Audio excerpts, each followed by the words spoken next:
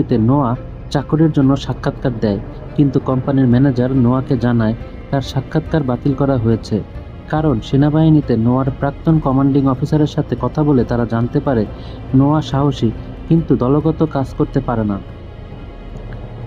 Elena Wallace একটি art মিউজিয়ামে কাজ করে। আর্ট মিউজিয়ামে কাজ করার সময় এলেনা একটি মূর্তি পায় যা কিছুটা এরেজরের মতো দেখতে এবং এর উপর ট্রান্সফর্মার ইনসিগনিয়া খোদিত রয়েছে।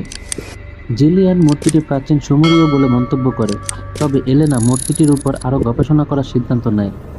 নোয়া তার বন্ধু রিকের কাছে যায়, যে তাকে এক কোম্পানির গ্যারেজ থেকে একটি দামি পোর্শে গাড়ি চুরি করতে রাজি করায় যাতে তা বিক্রি করে তারা টাকা আয় করতে পারে। নোয়া চুপচাপ গ্যারেজে প্রবেশ করে এবং পোর্শে গাড়িটিতে ঢুকে পড়ে।